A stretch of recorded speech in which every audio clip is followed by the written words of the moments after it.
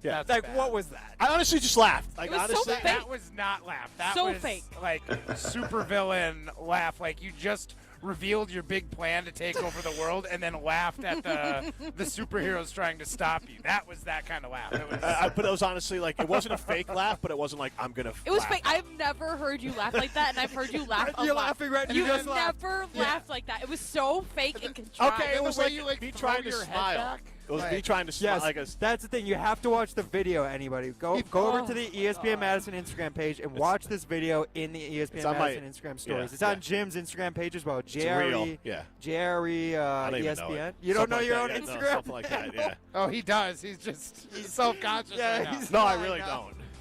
Like this one's fine. I like. But it's just the This way. one's fine. Are you kidding? Yeah. The mannerisms are good. I think you throw like a rock on sign at some point with your hand in like the initial. Oh, I was trying to do the pew pew. Well, I know, Jonathan but it Gannon looks hand. like you Look, kind I of. get it. You guys want to deflect from your coach. I get it. We can No. dig in on Jim. That's fine. No. We're gonna get into the coach. Don't worry. But like Yeah, at yeah. the beginning, the throwing the head back. It's like you might as well just grab your belly and pretended to like. I also chuckle feel like Santa. at this point in time you didn't know anything about Jonathan Gannon, so you're like, the only thing I know about him is pew pew pew pew. So I'm just gonna say that and then go, we're so much better off with Dennis Allen in Chicago. Like that's what it was. That was literally his. Look at my throat. That was literally what it was. It was. I died. I'm sorry. I didn't even see this. Ryan sent it to me on my personal phone device over the weekend, and I was so uncomfortable. I was literally like, please tell me that this is over in 5 seconds. And thank God it was one of your shorter ones. It was I didn't have to watch 19. the It whole was thing. 19 seconds. Oh, my God. What do you think was 10 worse, seconds too long. the cold weather update or Jonathan Gannon hire? Jonathan Gannon. Yeah, I agree. Actually, Ugh. Fine. the content was good. That's the problem. Is like you seem to be getting one or the other. Like with the snowstorm one or the cold weather one, you had proper camera angle. You tried to hold it far from your face, but no one cares about. But I will say, this was your best outfit. Your best scene all right, setup. I'll take- You had a nice hoodie on. I think you had a hat on. You had the Coors Light sign behind you. It Like, was that very good. well I'm set up. It was good. All You're right. like the Packers. You can't put it all together, but I you've will. got like I'm old. I'm you've trying. got sparks of like greatness. I'm old. I'm trying to learn. I appreciate the feedback. You guys can be nicer about it. You but seem to appreciate the feedback from Why mine. should we be nice? Like, I mean, Would, seriously.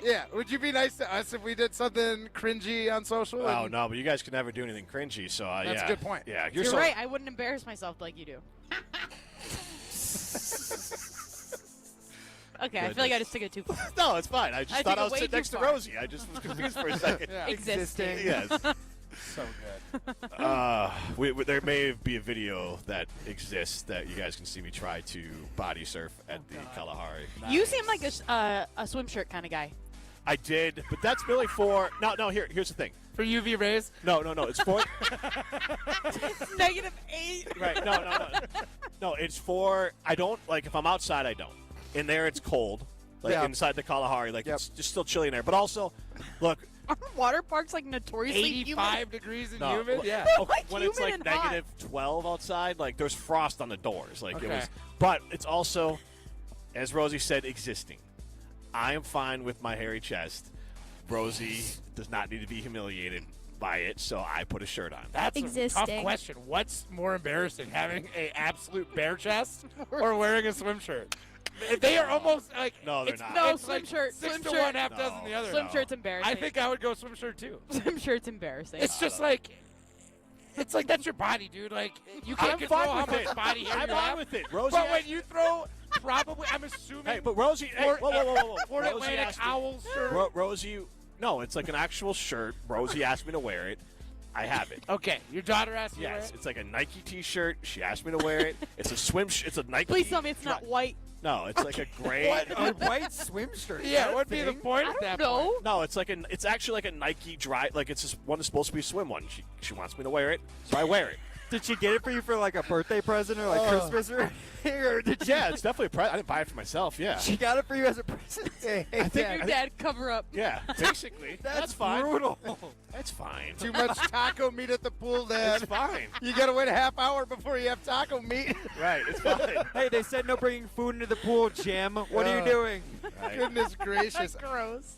I think the swim shirt's more embarrassing. I mean, that your daughter did it, Yes, that's yes. the way you I'm gotta just go. going with what she requested. But I would feel more embarrassed by the swim shirt personally. I don't wear it at like if we go to like the state parks or anything like that. Okay. But, like, Okay. What's the difference?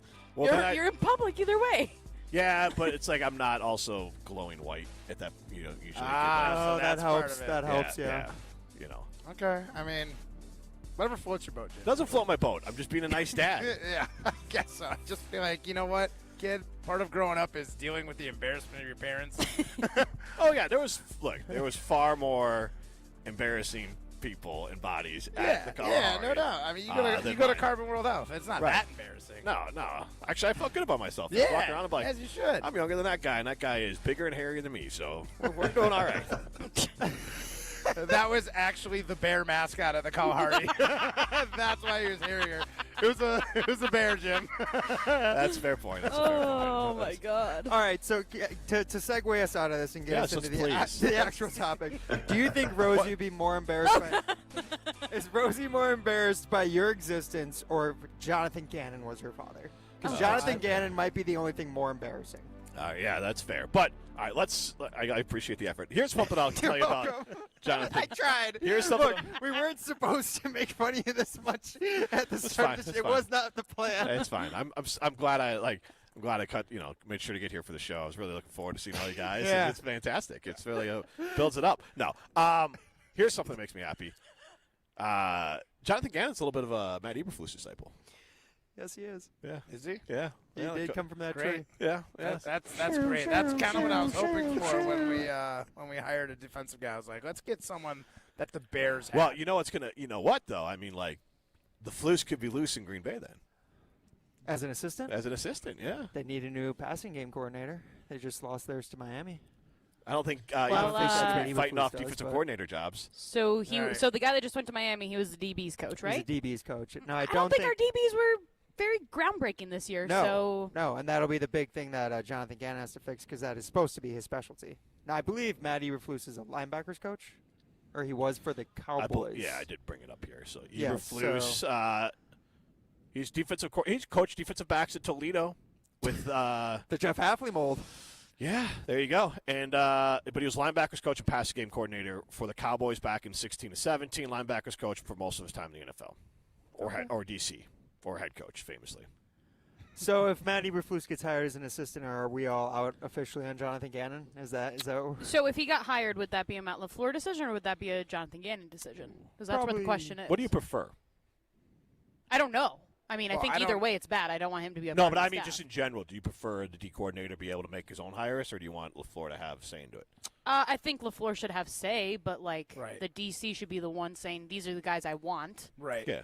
and then Matt LaFleur like maybe ultimately has the decision over what Yeah. it is. But you should be in the same way that Goody should be working with Matt LaFleur for any guys that he brings in from players to coaches. It should all be together. Yeah, I think they should Yeah. set up some sort of like coaching hire Tinder where Gannon can send him all of his like favorite hires, and LaFleur can just swipe right or It's swipe actually a left. good way of saying it. Yeah. Finding like, okay, here's the short list that I approve. You sent me a list of like 8. I narrowed it down to 3. I Take your think pick. of it more like a veto power. I think it would be ideal. That like Gannon's like, here's who we're bringing in, and you know, if LaFleur's like, I flipping hate that guy and cross Yeah, I him was off, just trying or to do that in a younger way, you know. And I'm more oh like, yeah, Mr. Young. How old are you, Matt Hamilton? yeah, I'm like, You're cool. not the young Hey, one on the you show. fellow Yeah, young yeah. kids. No. You're not What are the we young. doing? You're not the young one on the show. He's not the young one by age, but by like mentality maturity. and Yeah, like, maturity. and, like lifestyle. He is. But he's Yeah. also not like the hip guy that's like knows all the terms. He probably knows more than I do. What about Ryan here?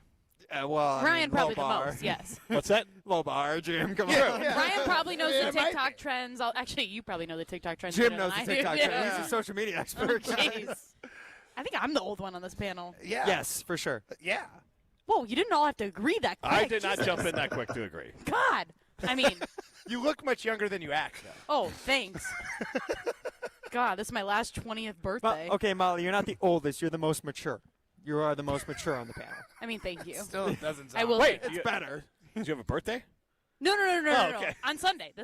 On Sunday is my birthday, but I'm saying this is my last one in my 20s. Oh. That's so sad. It Oh, is, because yeah. once you're 30, you might as well just take one foot in the grave. Yeah, you're because dead to the world pretty much Clearly. at 30. No kidding. Guys, stop. I'm already getting like slightly nervous about it. I'm having a midlife crisis. Let's hope not. Yeah, let's hope it's just like a third life crisis. Let's hope. First quarter life, quarter life crisis there. All right, Chalmers Jewelers. You can get yourself a nice, maybe you can cheer yourself up at Chalmers Jewelers if people make fun of you relentlessly. You could go to the one in Middleton. You could go to the one in Madison. You can get yourself a nice watch. You can get yourself some custom jewelry. Go see our friends at Chalmers Jewelers. Valentine's Day is coming up quick, so Chalmers Jewelers in Madison and in Middleton. Check out Chalmers Jewelers. This is Jim, Matt, and Molly, presented by Coors Light.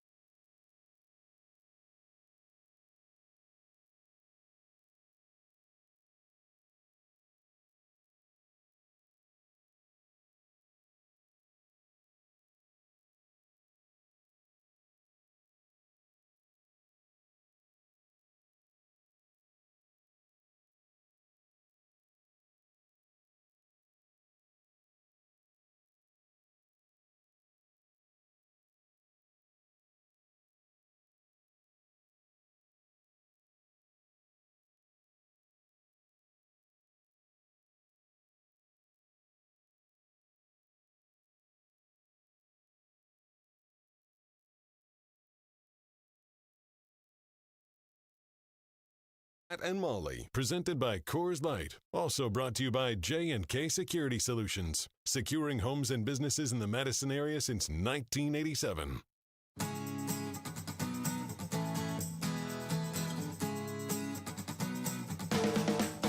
Carbon World Health's brand new med spa in Sun Prairie is absolutely amazing. So whether you're ready to refresh your skin, relax with a hydrofacial, or try the latest in body contouring, the experts at Carbon have you covered. I've seen the results. They're absolutely incredible with my hydrofacials. You can book your visit today at carbonworldhealth.com and experience a new standard of self-care at Carbon World Health in Sun Prairie. And our show will also be there from 4 to 6 at their West Side location this Friday. She's Molly Brown. I am Jim Rutledge alongside Matt Hamilton. Woo! We are at the Marriott here in Middleton, and we are here because of the Dugout Club, and they raise money for local baseball and softball teams, so we're happy to be here. And we spent the first segment making fun of me a lot, but I do want to get to Jonathan Gannon. But you guys, and I wanted to ask if this has happened before, and you can chime in 844-770-3776. Carbon Talk text line list is more. You can see us on the ESPN Madison YouTube stream. And I said during the break, you guys can't hurt me because on my way up, my wife's like, do you remember when we went on my way up to the Kalahari this weekend? Because at least the Oregon School District had off. It's like an in-service day. So we kind of planned this ahead. My youngest daughter said she wanted to have go to the Kalahari for her birthday. We've never been there before, including me. I've never been there before. My wife has been there before.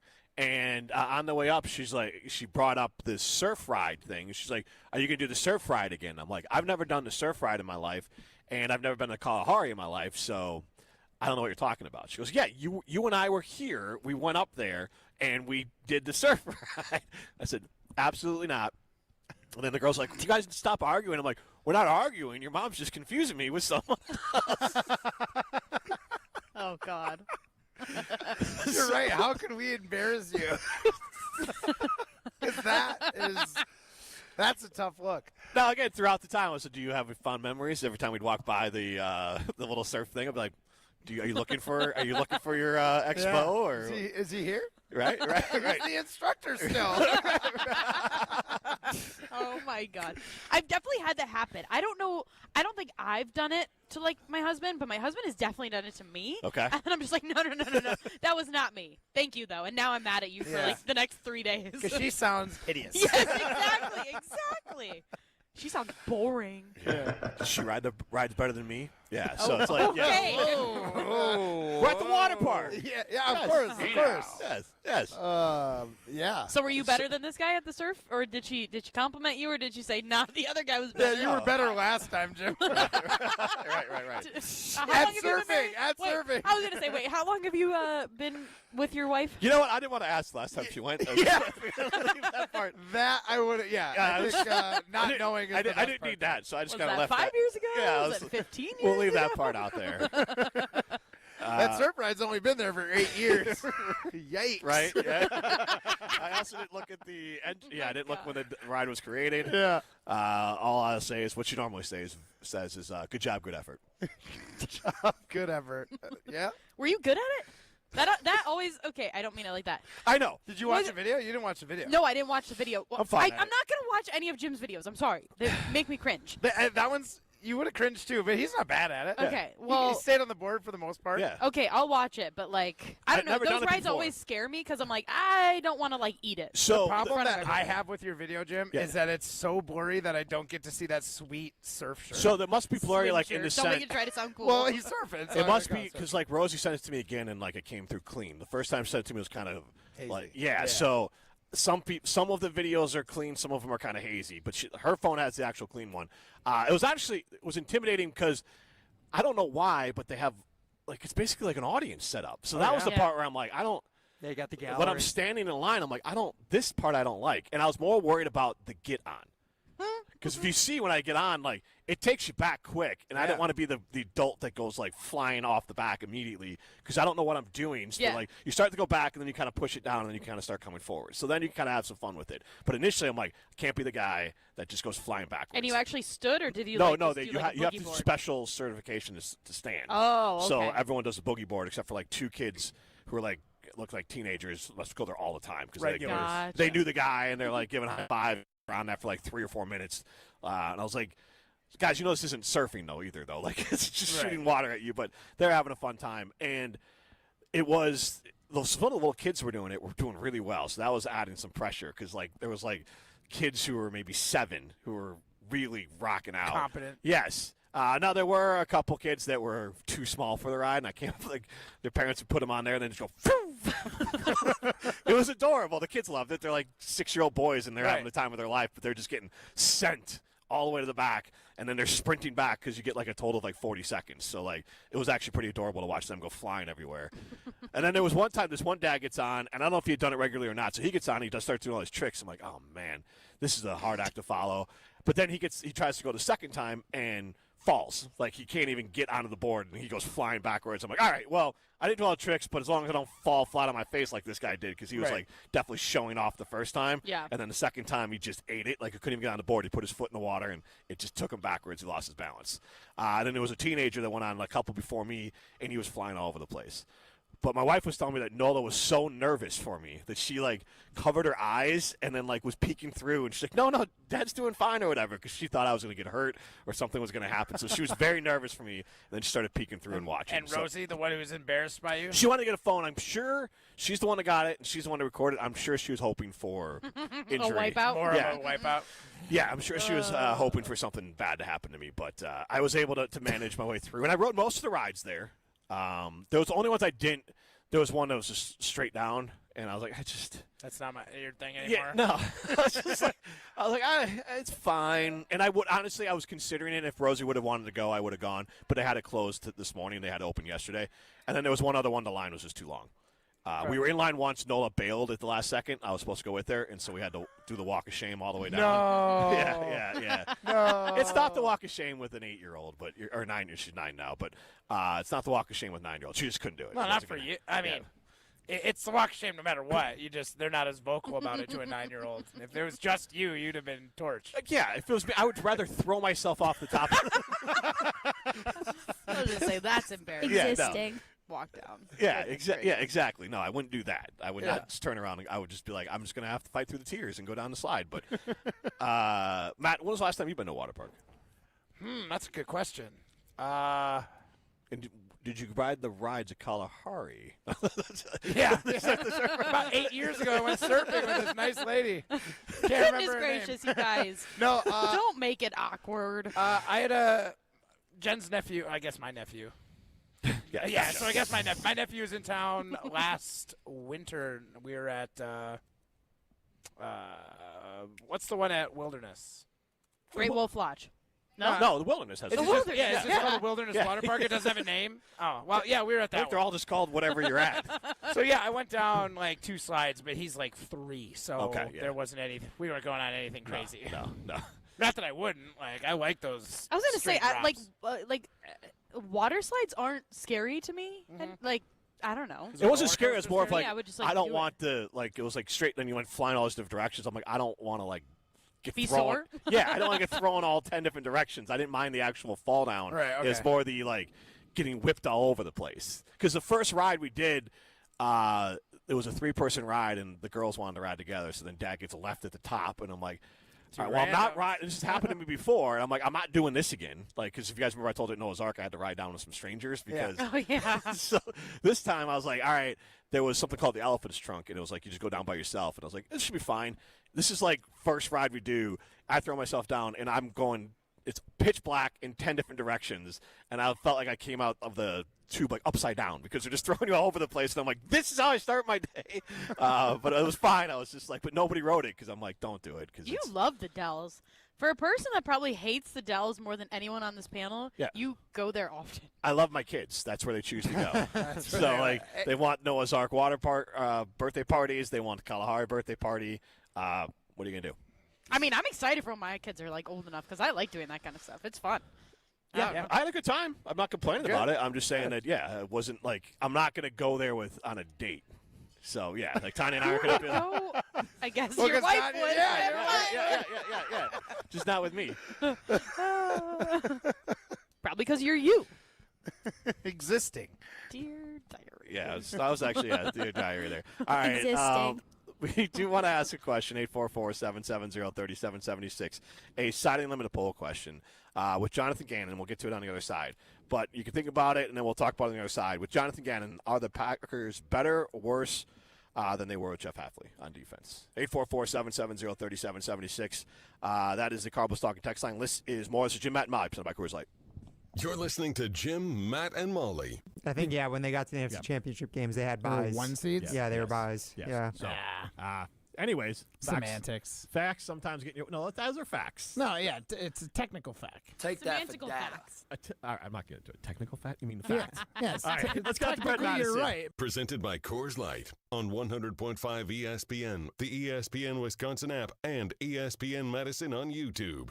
4 years. That's enough time to earn a college degree, to serve a full term as a president, to train for something big and become someone new. You bet, and get 0% interest for 4 years at Pella Windows and Doors of Wisconsin, so you can invest in your home and in life's biggest moments. With exclusive features and customizations, Pella offers the highest quality products at a price you can afford. Aim high when setting your New Year's resolution and imagine what you can do in 4 years when you finance your home project with Pella. Visit PellaWI.com today.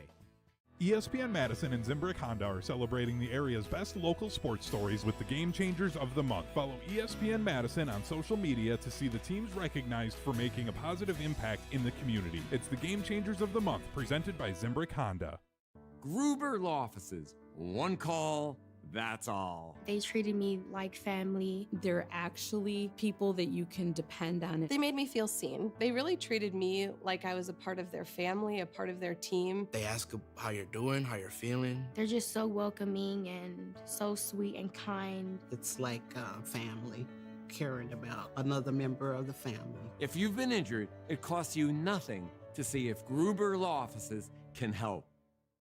Heart disease is the leading cause of death for women, and the warning signs aren't always the same as for men. Join Stoughton Health Cardiology for a free online talk. Heart Health Matters for Women, Wednesday, February 4th, from 5:30 to 6:30 p.m. Learn common risk factors, warning signs you shouldn't ignore, and practical steps you can take to protect your heart. Register at stoughtonhealth.com under classes and events. It's all about the green and gold and nonsense on Kyle, Brust, and Nortman. What is the main ingredient to pesto? Dude, man. Wow, this is bad. Pass. What country is home to the city of Vienna? Seriously? Jeez. Switzerland? Kyle, Brust, and Nortman. Presented by Bud Light, the official beer of the NFL. Weekdays from 2 till 4 on 100.5 ESPN and Wisconsin On Demand. Let's get the latest from Lambeau. There's no second chances. There's no do-overs. We're definitely primed to take that next step. That's the focus and the goal. This is your green and gold fix on 100.5 ESPN. It takes a lot of hard work, dedication, sacrifice, pain to get to where you want to go. This green and gold fix is driven by Metro Ford. The Green Bay Packers have hired their new defensive coordinator, now former Cardinals head coach Jonathan Gannon. Gannon replaces Jeff Hafley, who left Green Bay last week to become the Miami Dolphins head coach after 2 seasons in Green Bay. Gannon was the head coach of Arizona for 3 seasons, but was fired after the 2025 regular season after finishing 3-14, and with an overall record of 15-36. Prior to Arizona, Gannon was the defensive coordinator for the Philadelphia Eagles in 21 and 22, helping coach the Eagles' defense to the Super Bowl in 2022. I'm Alex Strofe. Purchase, finance, or service a new or pre-owned Ford at Metro Ford of Madison on the east side today.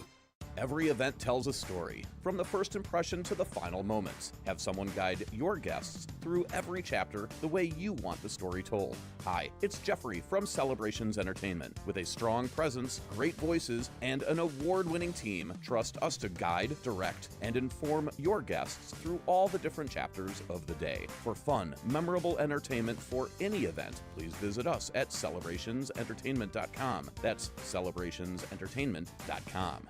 Prizes, flyaways, even cash money. You want it? We've got it. Find a list of all contests and official rules by visiting ESPNWisconsinContests.com. That's ESPNWisconsinContests.com. This is Martin Sesaker from Norway. You're listening to Jim, Matt, and Holly on 100.5 ESPN Madison.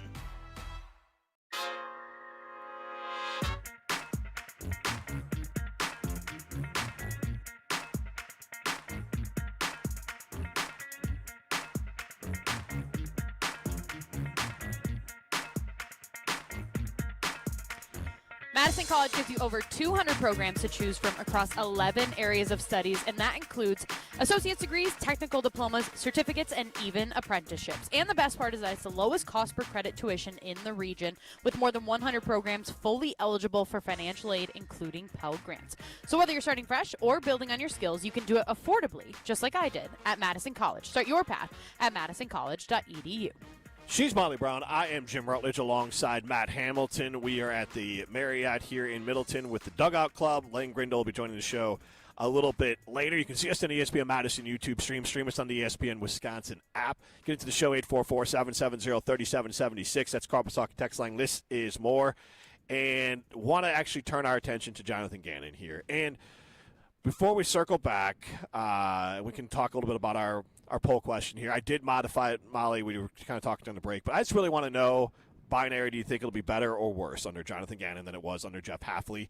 And before we get into that, we got sidetracked because everyone was such a hurry to make fun of me that we didn't get around to making fun of Jonathan Gannon. Now, I want to know, like, when you saw the news that Jonathan Gannon was the new defensive coordinator for the Green Bay Packers, not good, bad, just what was your first thought?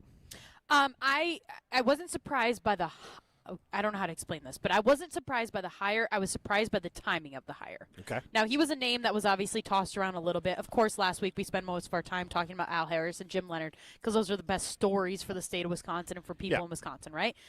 But I was mostly surprised because literally less than 24 hours before that, there was reports coming out from Ian Rappaport saying that there was mutual interest from both sides, from the Packers and from Jim Leonhard, that something was going to get done. And I'm like, okay, so that's cool that they're having these talks.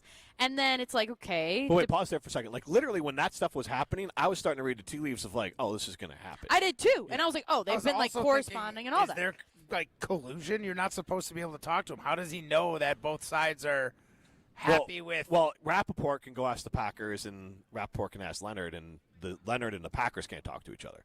Right, so, like, but that's can they like pass notes through Rappaport? Yes, then? Like, I mean, interestingly enough, Jonathan Gannon is kind of tied to that a little bit because there was a little bit of tampering allegations from Philadelphia to Arizona when he went to Arizona there. So, right. You usually get your hand slapped. In this case, though, they already interviewed Jim Leonhard. So this interview thing we'll get to later. Like, what do you mean wait around to interview him? Like, you guys can have back channel conversations with his agent to figure out if you wanted Jim Leonhard, you could have had Jim Leonhard without having to worry if Jim Leonhard was going to say no. See, I'd be now for the timing aspect of it, though. With that, I would be more concerned that Vance Joseph would be going to go get a head coaching job, depending how the Broncos did, which obviously their defense looked incredible all season and on Sunday. And then it's like well, what happens if he goes to become defensive coordinator? Because I'm pretty sure that Sean Payton wants to keep Jim Leonhard around. So that's a really good point. I want to circle back to that. So you gave us your initial thoughts on it. You want to finish your initial thoughts on it? Just my initial thoughts are I wasn't surprised by the hire. I wasn't surprised by the name. I was surprised by the timing of it because it was kind of just like all of these reports about Jim Leonhard and the Packers being interested in each other, and then all of a sudden it's like, nope, we're hiring somebody else. Okay. Weird timing. To me, I felt like the Packers they applied to a bunch of schools, and their safety school was the first one to say. Is this what you thought when you first saw it? Okay. Their safety school was the one that accepted, and instead of waiting to hear from Yale, Harvard, and the other big ones, you just went with your safety school. You went to Brown. But he might have been. No. Great name, by the way. But he might have been the Harvard because there's reports that both Harbaugh brothers were coming after him, too. Like, those are two of the best coaches that we talked about in the league. You can't wait to see what your other big names ones were because you know that it could fill up. And that's how I felt about it. It felt like the safe move. I don't necessarily think it's the wrong move, but there's definitely good coaches that just got eliminated that you're just able to talk to. You went ahead and hired somebody before Jim Leonhard's hat was ever in the ring. So, and that's the part I want to follow back up. My initial thought was, I have no idea if he's going to be defense coordinators. Like, how are you really going to figure it out? Yes, he was good at Philadelphia. They had good players, but okay, you need good players. So, like, in Arizona, it wasn't great under him, but he's not calling the plays, and it's hard to nail down, like, how good are you at that. You probably didn't have the horses in the stable the way you did in Philly. Yeah, so, like, him as an actual D coordinator, I don't know. I just find it's objectively hilarious just every once in a while, and you guys all know this. Me as a fan of the Bears have done some dumb things that sometimes work out. It's just like, oh, God, but, like, we have to have this viral idiot for a while, and then he'll do fine and it'll move on. But so however awful he looks on these clips and within his players, it doesn't matter. Also, we've had somebody that looks great on clips and that people love and rally around, and look at what their defense looked like without Micah Parsons. Exactly. Like, yeah, exactly. You lost every game that Micah Parsons wasn't playing in. Right, exactly. So, like, that part doesn't really matter. So I found it funny just from, like, the videos are there and they're funny. But as far as him as defensive coordinator, I don't know. You saying you didn't feel a fire in your gut, Jim? No, I did not. Come on. Now, correct me if I'm wrong, I think it was Wilde who said he doesn't want Gannon because Gannon is notorious for not liking the media, Not being open with the media is what he said. Yeah. Yeah. So. But again, that doesn't matter. Do I care about how my defensive coordinator is with the media? No, I really don't. To be fair, we do give LaFleur a little bit of a hard time for coach speak. And yeah, but if everything is going great for the Packers and the offense is clicking, the offense is humming, the Packers are winning, we don't care what Matt LaFleur looks like. But if it's crappy, you're going to rip him apart for that, and then on top of it, you're going to rip him apart for being crappy in his press conferences. So let's circle back on the Leonhard part of it first. Because what if, to Molly's point, Vance Joseph, maybe Vance thinks he's going to get a job. Looks like Cleveland might go to, is it? Have to write an essay. Shieldhouse. The Rams passing game coordinator. Yeah, you do have to write an essay. It's insane to me. Yes. Hey, we have the worst job in the NFL. We're going to make it the hardest to get. Great. Pass. Yeah, can you take the ACT to apply for this job? Right. Yeah. That's what the Browns were requesting? You have to write 500-word essays. Yeah, don't double space. Cover letter. Yeah, whole thing. Yeah. Submit via SharePoint. Yeah, it's just a whole lot. But what is it? The Bills' job is still open. Yes. And Raiders. I don't know who wants to go to the Bills right now either. Right. Raiders and Not Cardinals. Phil Rivers. Cardinals, yes. Phil Rivers pulled out. Yep. And so. Oh, I didn't even hear about that. I'm not touching that one. That's how bad Buffalo's job is. It's a rarity. Never happens. Oh, you guys. So with the job openings, Vance Joseph could be in line for one of them. Yep. And Molly, you said that. It very well could have been through the back channels you're not supposed to have. Jim Leonhard might have said, like, I'm a maybe or I'm a no if Vance gets the job, or I'm going to at least wait and see what Vance does. And then that's why the Packers went for Gannon, because Leonhard could have been 1A and Gannon 1B in this scenario, and they'd rather just take their 1B because their 1A has some caveats of, hey, if Vance Joseph goes somewhere else, I might go with him, or I might want to stay here as DC. That could have been one of the caveats. So that's my gut, is that I don't think the Packers just decided not to contact Jim Leonhard. I think there was some ambiguity around Jim Leonhard. You said fire that was in your his gut. gut? All I could think of was fire. All I could think of was fire in the gut, pew, pew, pew, all these things when it comes to Jonathan Gannon. Even though but I none of those agree. matter. I know, but for me, it's hilarious. But It's I've been there. hilarious I've for been in your everyone. shoes. But sometimes those guys work out. yeah, and I think what Matt was even saying, like the idea of like now you have the guy who's the polar opposite personality-wise of what Jeff Hafley was. He's not going to be great in front of a podium. That we kill Matt LaFleur for that. Like Matt LaFleur, that's his job, is to message well to the team and to be the front-facing image of the franchise. Whereas Gannon, he probably wasn't great at that as a head coach. We've seen the videos. We've seen how incredibly cringe they are. But if he's able to just kind of maybe be in the lab and just like connect with players and maybe just have to like teach them his scheme or not his lack of a scheme. Did you see him trying to connect with players? Yeah, forget to connect with players. Explosiveness. Yeah, so here's if anything, downfield. I trust his deep ball. explosives. You can run.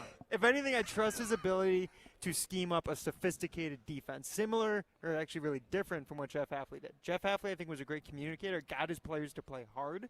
Gannon should be able to drop a game plan for any offense they face. That's the thing that I like. Like, if you are able to actually be flexible to figuring out what your players need and how they work best, that to me seems good.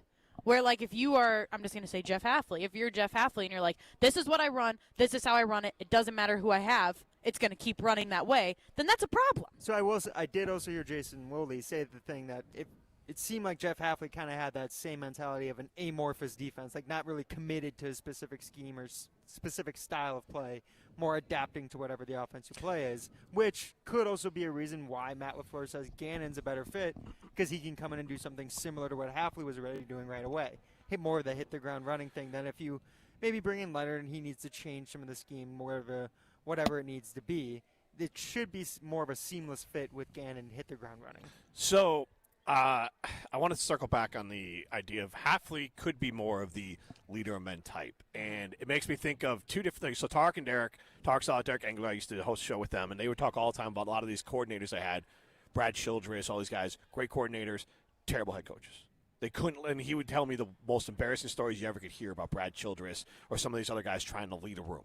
And they would do this whole big thing, and it was brutal, it was embarrassing, but like the head coach would come in and save everything.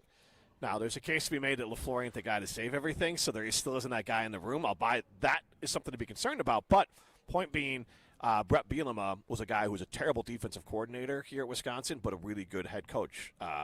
He's been showing out there. So, but he was a personality guy.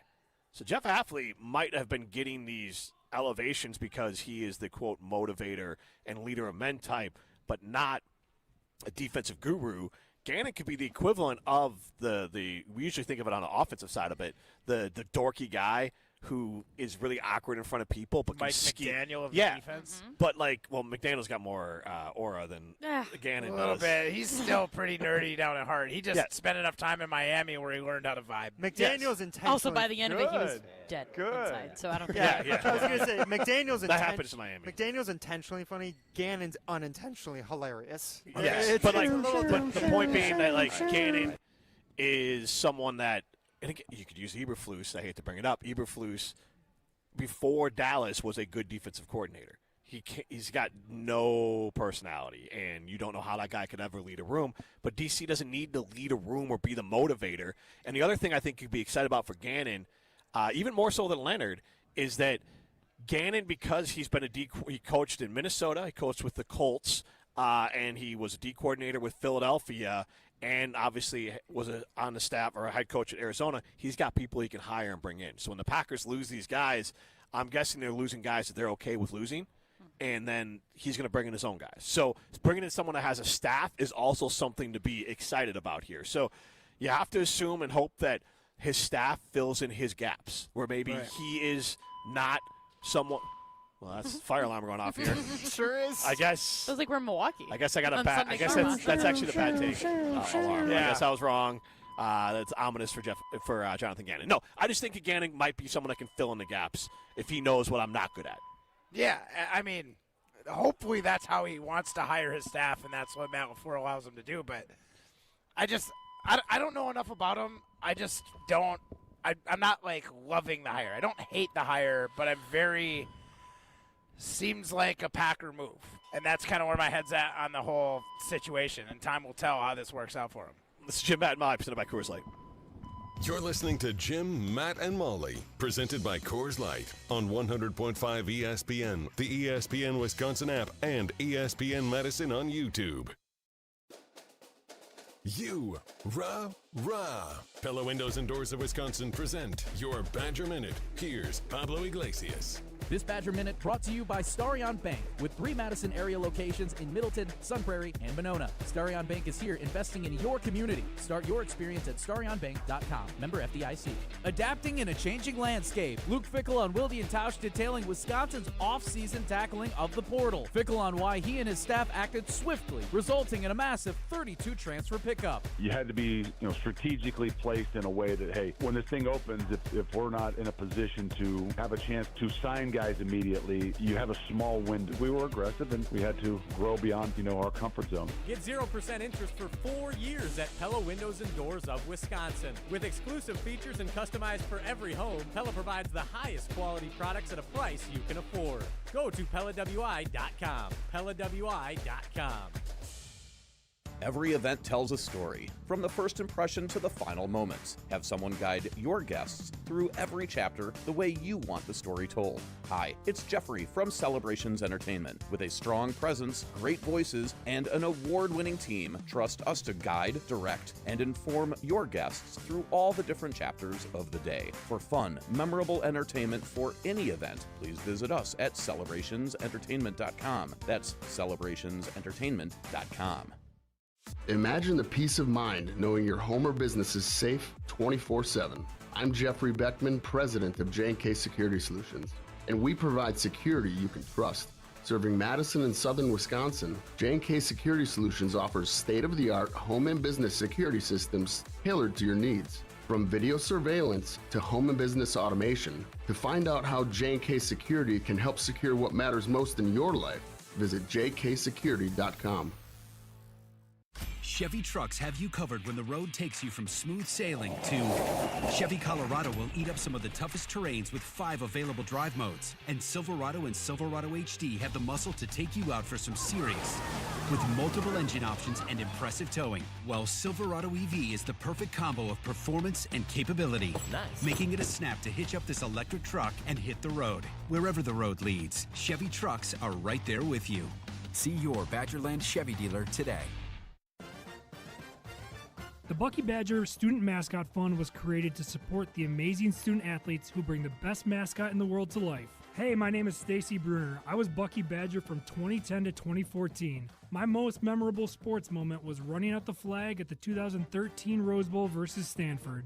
Your donation will help fund new scholarships to ensure that the rich tradition of Bucky lives on. Learn more at supportbucky.org. That's supportbucky.org. 4-time Grammy-nominated Joe Bonamassa, hailed as one of the world's greatest guitar players. Blues rock titan Joe Bonamassa, performing live on February 25th at Overture Center for the Arts.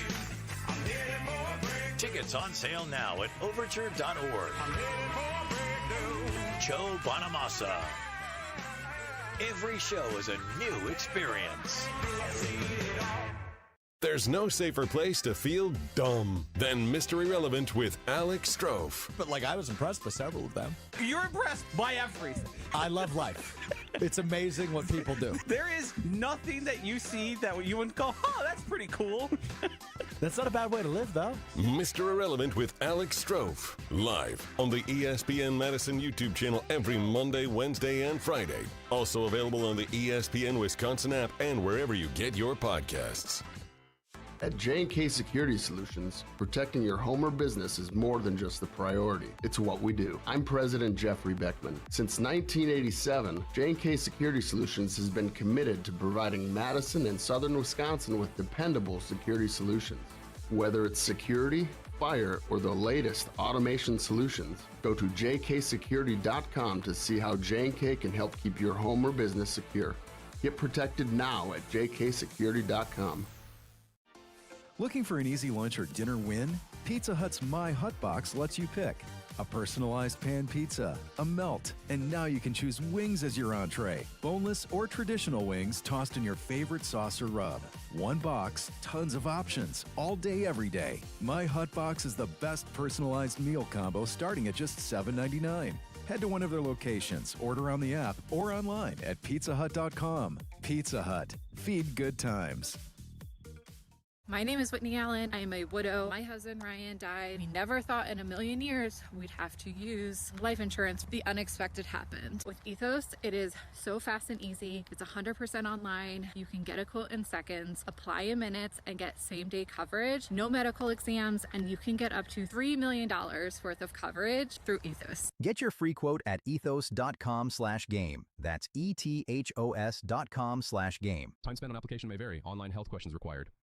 From 30 for 30 Podcasts.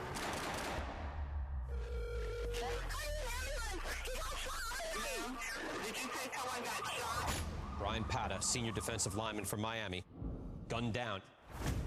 The key to this case, it's Brian. An hour before he died, he was on the phone arguing with somebody. This might be a hit. You want the truth. They just want a conviction. Being placed under arrest. We had a killer amongst us. Murder at the U, coming soon.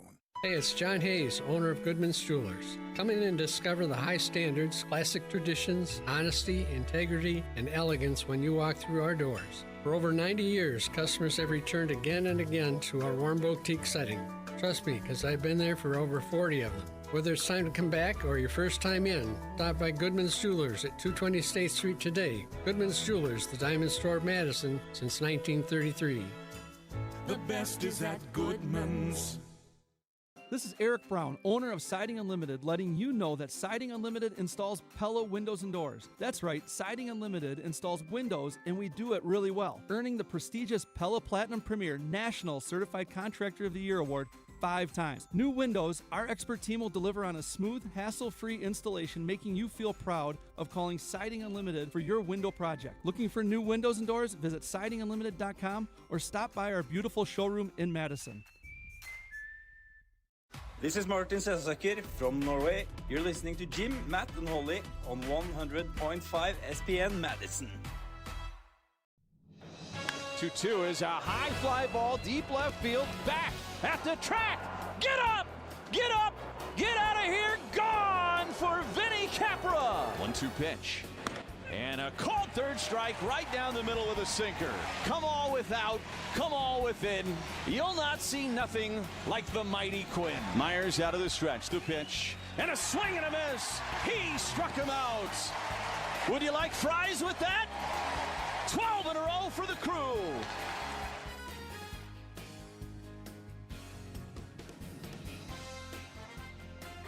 Jim, Matt, and Molly continues live from the Marriott here in Middleton. We're here with the Dugout Club. They raise some money for local baseball and softball teams, and Jim Rutledge alongside Molly Brown and Olympic gold medalist Matt Hamilton.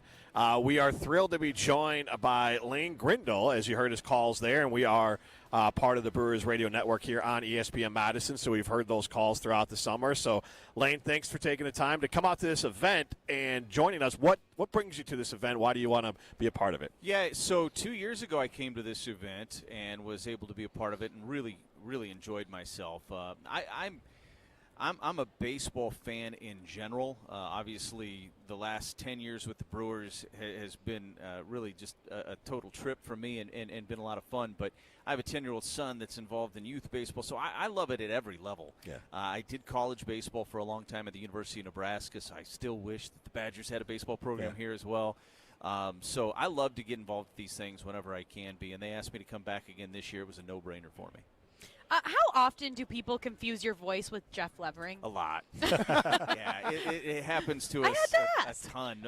My first year was his second year, and we got a ton of people that were like, you guys sound exactly alike. Even my family would be like, I can't tell you guys apart sometimes.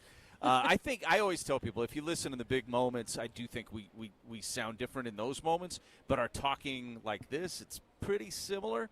And so when we hired Josh Mauer a couple of years ago, this is a true story. When we were sitting around like, okay, what are the things we're looking for here? One of the things was we can't sound like Jeff and Lane.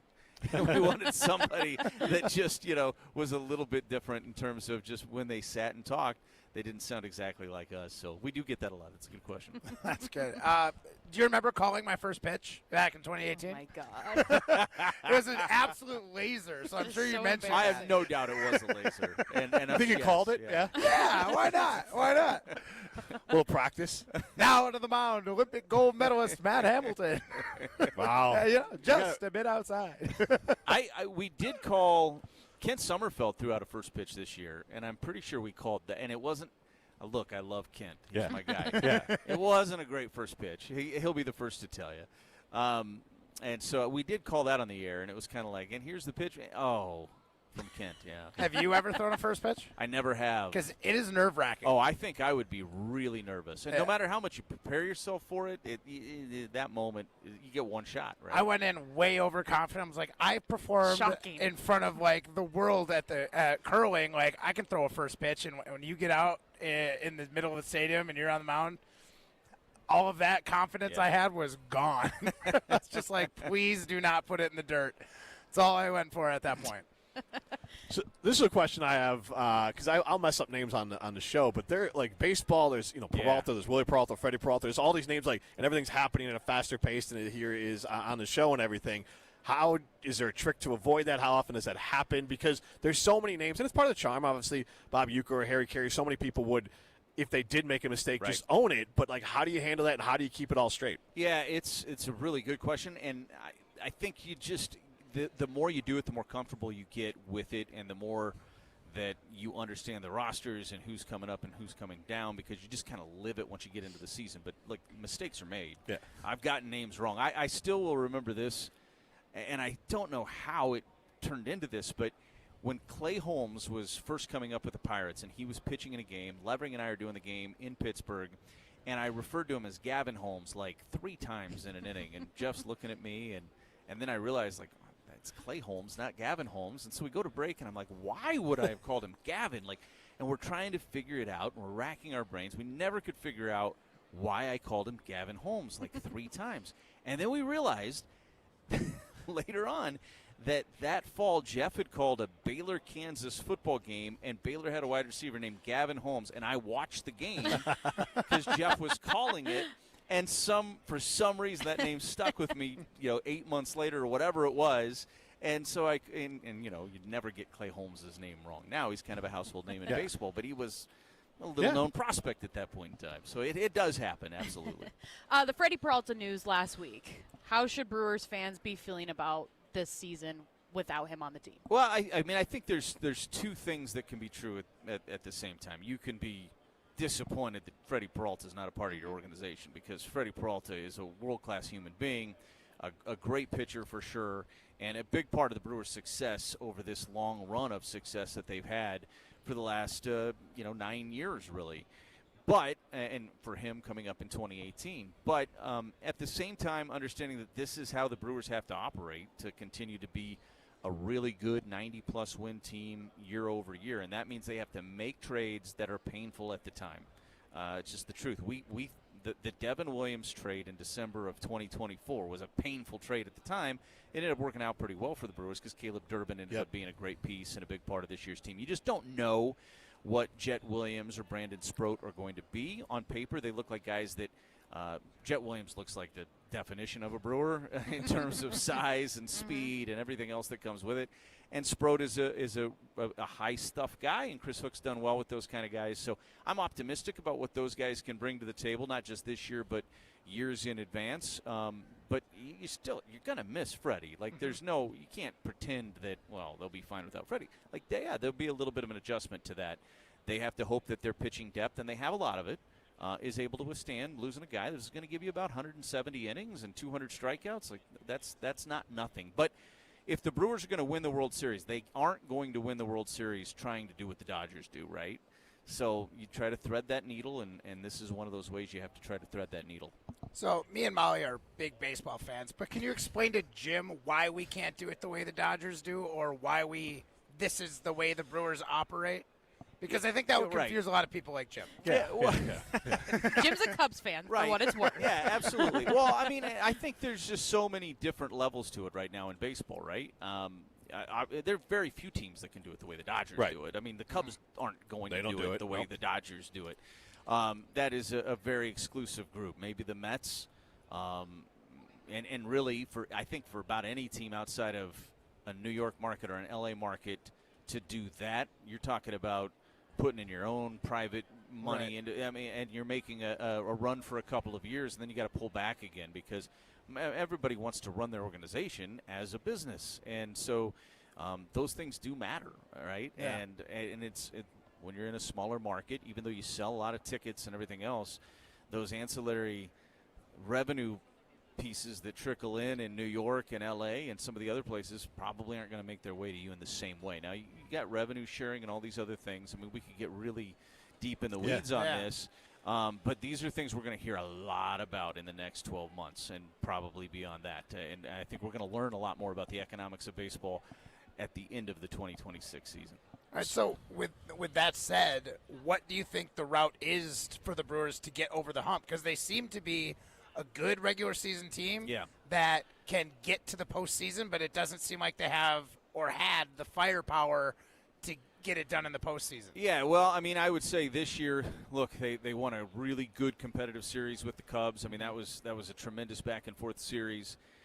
And then they ran up against a really good team of the Dodgers. A lot of teams were going to struggle against the Dodgers. Everybody else did, too. They were the only ones still standing at the end. So I don't know that it's some crazy thing the Brewers have to do to get over the hump, right? I think you stay healthy, you continue to build your depth. But I think there's this long vision you have to have when you're the Brewers of how do we continue to put ourselves in position to get to the postseason and make a run. So then you're trying to be as competitive as you can be at the big league level, which they've been able to do that at a very high clip. But then you're also hoping that these secondary waves are coming through the minor league system. So the Brewers are going to acquire their talent through the international market, which they've done a really nice job with, especially if you look at the last 7 to 8 years. They've done an outstanding job in that regard, and acquiring talent via trade, and, of course, the domestic MLB amateur draft as well. That's where they're going to acquire most of their talent.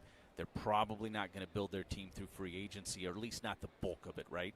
So when you look at Jesus Made, who's the number 3 or number 4 prospect in baseball, depending who you read, Luis Pena and all these guys, it not only gives you other potential stars that hopefully can be on the same trajectory as a Jackson Churio in the next couple of years, it also gives you a lot of currency if you want to go acquire somebody at the deadline too. When you start having a lot of redundancy at different positions throughout your farm system, then it gives you a little bit more freedom to make a big move here. They haven't done that the last couple of years, and I understand that.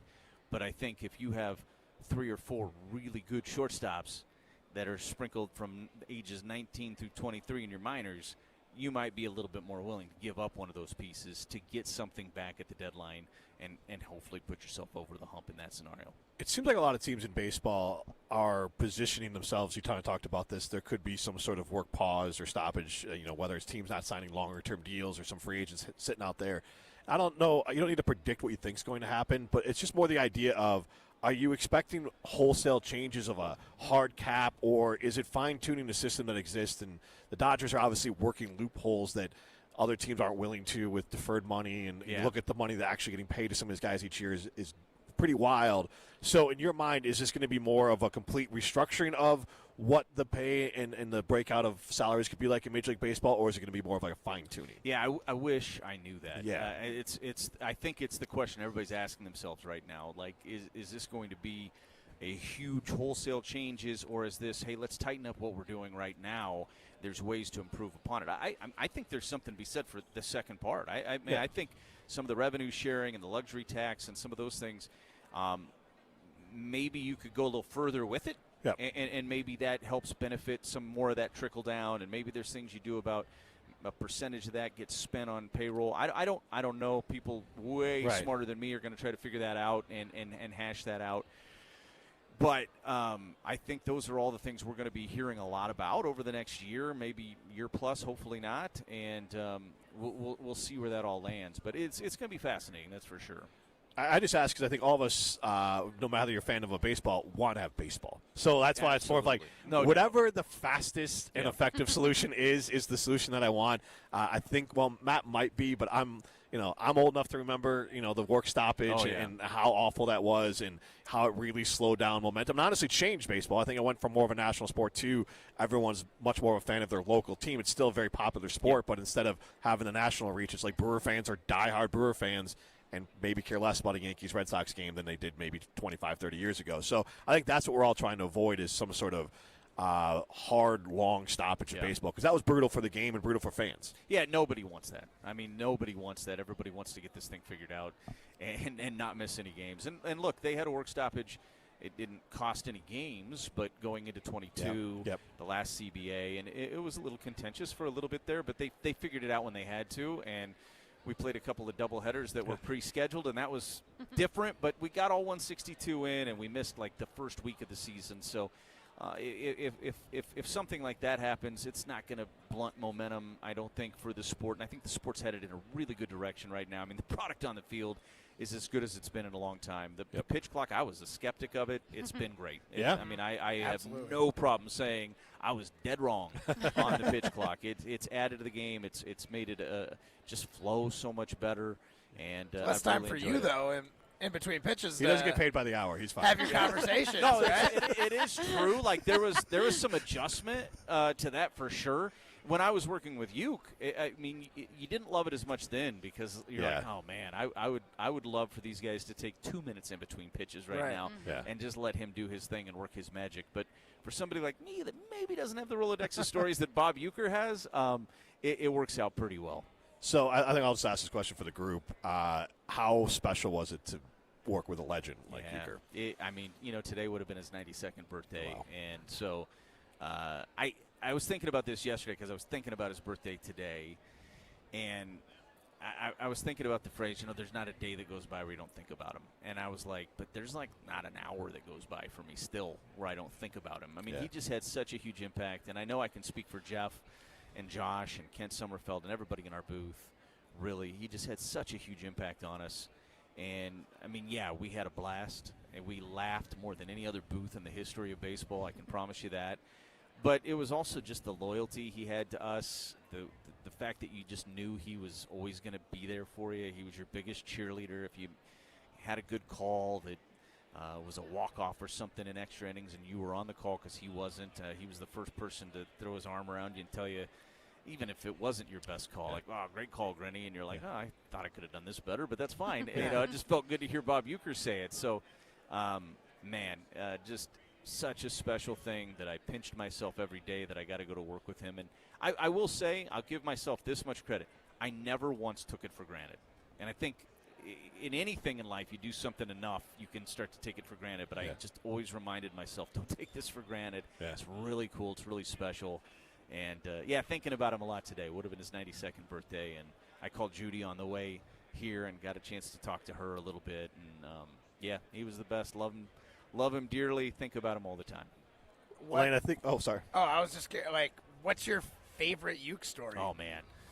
There's so many of them. I hope this doesn't take too long. I'll try to make it a quick. We're fine. You got all the time in the world. I don't know if this is my favorite, but this is the one that's coming to mind right now. And it's kind of a behind-the-scenes story, which I think is fun for the fans because this is the stuff he would do with his partners. We were in Pittsburgh, and it was one of those trips where Uke went on the trip, I went on the trip, and Levering went. And rarely were the three of us on a trip together. This was early on in my time. I think it was in 2018. And we're in Pittsburgh, and they have a in-stadium host. And great guy. His name's Joe. We've gotten to know him over the years. And for whatever reason, Levering and him were the first to kind of become friends. And then it became like this joke with us, like, hey, Joe and you are tight. Like, you guys are friends. I mean, it's just the in-stadium host. Yeah. And so we're at dinner one night, and Joe walks in and kind of smacks Jeff on the back with his papers and says, hi, Jeff, and then walks right by me. And I am just, like, joking. I'm like, I'm so mad. I feel so spurned. He's not even paying attention to me. And so the next day, we're again at dinner, and I'm sitting across from Uke, and Joe walks in, and he sees me, and he beelines right for him, and he's like, hey, Lane, and he gives me a hug, and I'm like, I'm so confused. And I'm like, good to see you, Joe. You know, I think this is the first conversation we've ever actually had. And I just look up, and I look across the table, and Uke is just doubled over laughing with his head. Because Uke had approached him in the tunnel an hour earlier and said, hey, Joe, I know that you're always saying hi to Levering, but, Grindle is kind of hurt by that. And he just took it one step further, and he set the whole thing up. And so then, that was the kind of stuff he did all the time with us. It was so much fun. Yeah, he was. That's awesome. He was, yeah. That was a great story. Lane, thank you so much for the time. We'll get out and enjoy the Dugout Club, and appreciate you taking the time to join us. Looking forward to it. Thanks, guys. We're looking forward to hearing your calls on ESPN Madison this upcoming baseball season. Sounds of summer. This is Jim Matt and Molly, presented by Coors Light. Hey, it's Molly Brown. And let's be honest, between work, kids, and everything else life throws at me, I'm always looking for a little extra energy. That's why I love ZOA Energy. It's made with natural ingredients, vitamins, minerals, and antioxidants, so I get that boost I need without the crash or jitters. Plus, there are tons of great flavors. It's vegan, gluten-free, and even low in sugar, so it fits right into my busy, health-conscious routine. So grab a ZOA Energy, fuel your body, focus your mind, and take on your day like a champ. Hey, this is Jonathan Blackwell of Wisconsin Badgers basketball. You're listening to 100.5 ESPN WTLX Monona, Madison, a Good Karma Brands radio station. Broadcasting live from the Everlight Solar Studio, this is your Metro Kia of Madison Sports Center. Good evening, Madison. My name is Riley Yauk, and this is your Sports Center update, brought to you by The Jump Around, a Badgers dedicated show. Tune in to Jim Rutledge and Pablo Iglesias every Thursday at 12:30 on the ESPN Madison YouTube channel for all things Wisconsin Badgers. The Green Bay Packers officially have a new defensive coordinator. Former Cardinals head coach and Eagles DC Jonathan Gannon is set to become the fourth defensive coordinator in Matt LaFleur's 8 seasons in Green Bay. His defenses have had vastly different degrees of success depending on where he's been, ranking among the worst last year in Arizona, clocking in at 29th, whereas in Philadelphia he had one of the best in the NFL, second overall in 2022. Plenty more reaction to the hire coming your way next on Jim, Matt, and Molly. A rough weekend for Wisconsin sports, though, as men's basketball fell to the USC Trojans by 2, while women's basketball and wrestling were both clobbered by the Minnesota Golden Gophers. Metro Kia of Madison, Madison's trusted Kia dealer. Stop into Metro Kia on the east side of Madison or metrokiaofmadison.com. Everybody's ego takes a shot on this show. You gotta keep your chill with Jim, Matt, and Molly. I am savage. So you're not special. Jim, if we want to play this game, we can play this game. And I'm just like, oh my God, this guy's going to swing on Jim. He's a complicated fellow. People like me. I don't think so. This is Jim, Matt, and Molly on 100.5 ESPN, the ESPN Wisconsin app, and ESPN Madison on YouTube. We're learning a lot about each other. The Green Bay Packers hired Jonathan Gannon as their defensive coordinator. Good. Oh my God, so awkward. Explosives. You can run. Wow. Shots. That's so Explosives. awkward. It is awkward. Yeah. Shots. Get ready for some fun in Green Bay. Broadcasting live from the Everlight Solar Studio in downtown Madison. Alongside Matt Hamilton and Molly Brown, here's Jim Rutledge.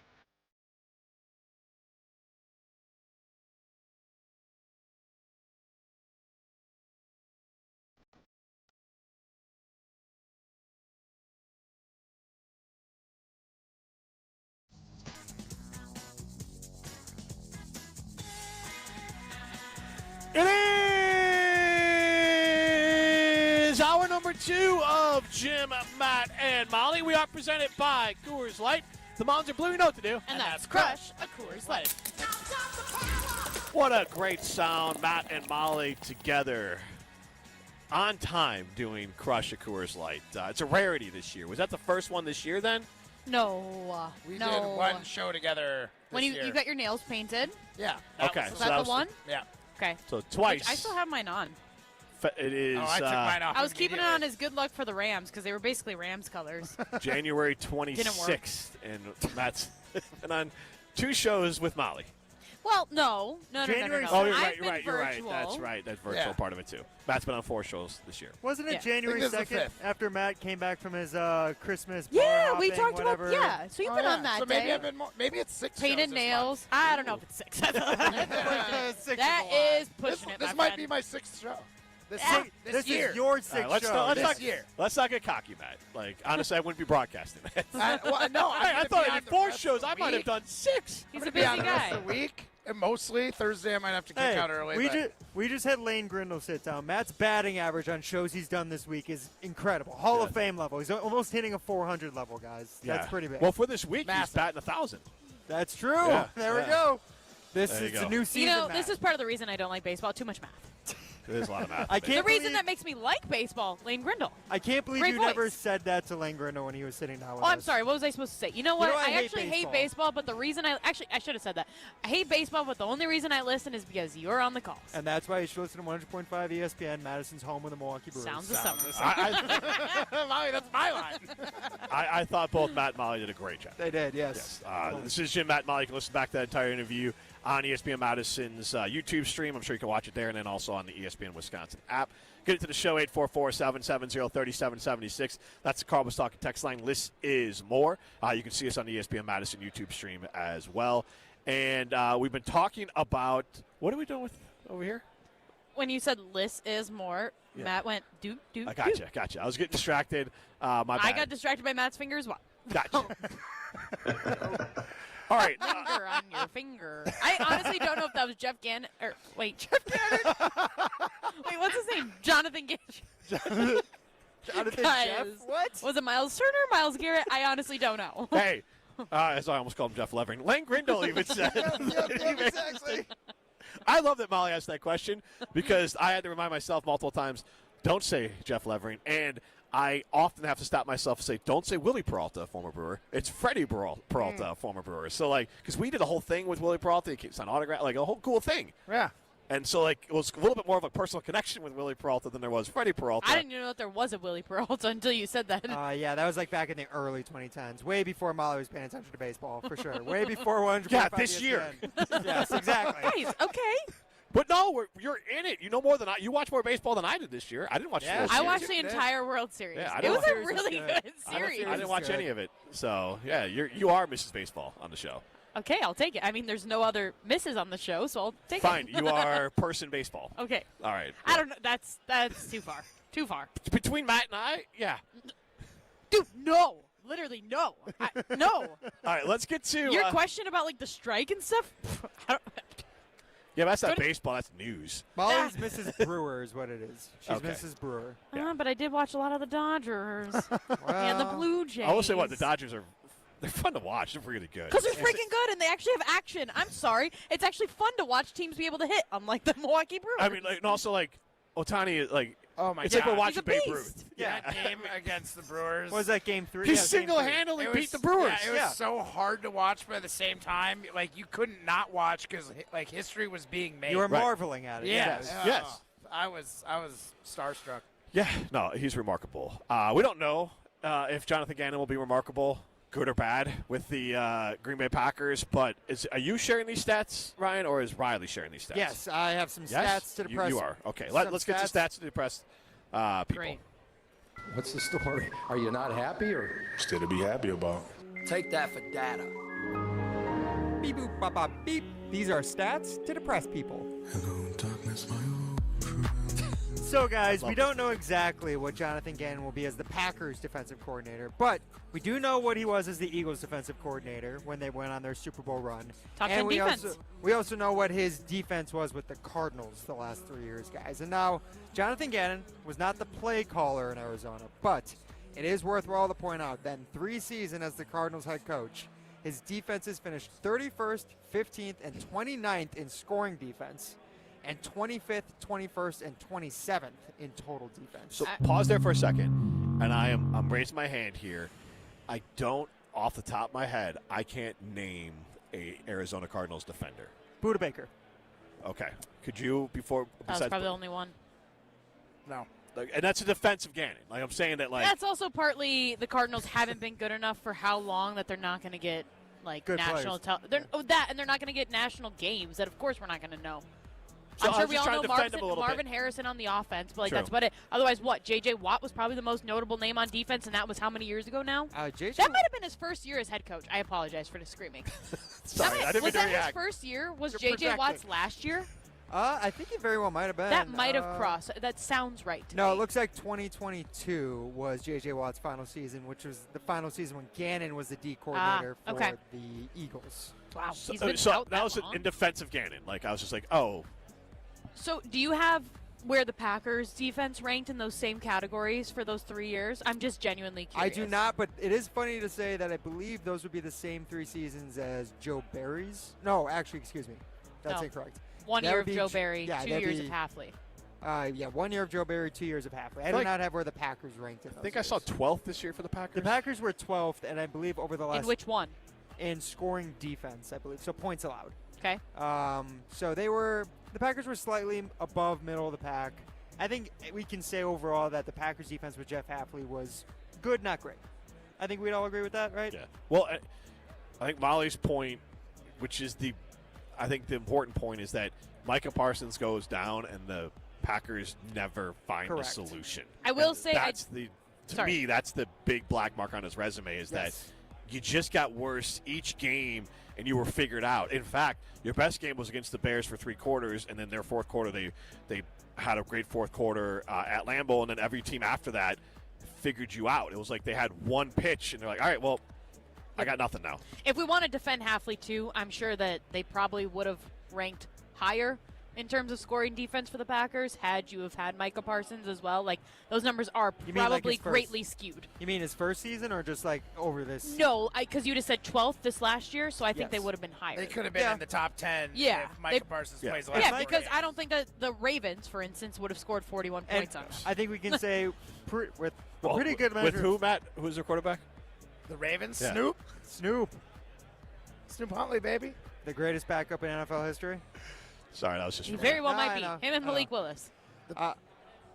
Matt, you were Packers were 18th in run defense as well this year. I was just looking up some more. The run defense was tough. I would think we can all say that the Packers with Micah Parsons would not have given up 25 points in the fourth quarter to the Bears in the playoffs. God, I hope not. I hope not too. I would think so. Well, we should also point out that Jonathan Gannon, there was a bit of a difference between his first 2 years with the Eagles as their D coordinator as well.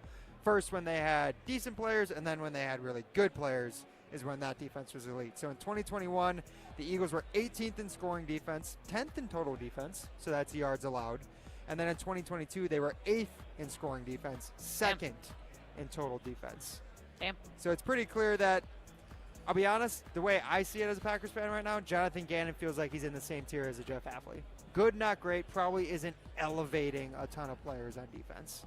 At least not making bad players good or good players great. So my thoughts around the Packers and their defensive coordinators are they're never going to be able to do a 180 no matter who they bring in for defensive coordinator, whether it's Jim Leonhard, whether it's Jonathan Gannon, whether it's Jeff Hafley, whether it's Al Harris. Doesn't matter who they bring in. They don't have good enough personnel in order to make that massive leap. Now, does Micah Parsons change the game a lot for the Packers? Of course it does, 100%. He's a superstar. But, like, you're never going to be a fine defense turning into this mega great defense without the guys. And that's, with Can't Jeff make Hafley. chicken salad out of chicken poo. Exactly. Like, you can only do so much, and that is a defensive Hafley as well. Yeah. Like, I understand that's there. But, like, with Micah Parsons, assuming that he's going to be healthy this season, that's going to change things a lot and make Jonathan Gannon hopefully look really good. But also, what are you going to do? I assume Rashawn Gary's not going to be on the team next year. Rashawn Gary, Kingsley Enagbara, you'll lose on the defensive line. Quay Walker's a huge Their question secondary, mark. The secondary, they really need to find ways to fix that because Keyshawn Nixon and Carrington Valentine as your starting corners, I don't care who the D coordinator like is. this move, this hire, while it puts a lot of pressure on Matt LaFleur, it puts a lot of pressure on Brian Gutekunst because he has to give Jonathan Gannon a lot. And that's what I wanted to get to. And it's not just the players, and one, they don't have a first-round pick, so that'll be interesting too. But I think with Gannon, we talked about this with LaFleur on the offensive side of the ball, where maybe you need to get someone in there who's a little bit of an ass kicker as far as a player, a Bakhtiari type, some lineman, someone in there who's a little bit more of like, hey, pull it together, or hey, we need to have some urgency, something. Veteran. Veteran, yes. Defensively, I think they need some of those guys too, some actual badass. And I'm not saying Micah and McKinney aren't, but more of them. Right. Because if Gannon is not going to bring that edge, at least from what we've seen social media-wise. I have no idea what you're talking about. He's not going to put the fire in anyone's belly. But I will say that you're really not supposed to need to do that as an NFL coach if you have the right players. Right. And so if Goody brings in the veterans, because I think those are the right players, because they're the ones that people are going to listen to, then you can get over the hump of having a defensive coordinator who might be a nerd. And there's no question that when Gannon was successful in Philly, Philly has that built-in culture of toughness and of those ass kickers like Jim is saying. Like those guys. And also, you kind of have to just based on what their fan base is. Exactly. Like, that's what they. Wait, that's you what say they Packer breed. fan base soft? No, I'm just kidding. Yes. Softer than Philly for sure. Yes. And I will also ask, guys, are you going to judge Jonathan Gannon more based off the first 4 weeks when he does not have Micah Parsons, or the rest of the season when he does? How do you think you'll judge him more as a D coordinator? I'm going to judge him more off the first 4 games because Hafley was. Oh, you didn't want to do that for Hafley. We had no complaints about Hafley until the last 4 games when he was exposed. Okay, but. Right? No complaints is strong. All right, the first 4 games are hard to begin with as a new coordinator. Fit, everything fit. Honestly, including myself, we all should hold ourselves to the standard. Like, you got to give them, like, the whole season. Obviously, if it's really bad, but, like, hey, if it started bad and the end of the year it looks good, you have to assume they're moving in the right direction with him. I'd be very curious to see the difference in how the defense looks because, again, I thought we had a good borderline we had a good defense most of the season. And then we had a not-so-good defense for the last 4 games, and it was because of one player. I will like to see if it looks like a not-so-great defense and it goes to a great defense when we get Micah.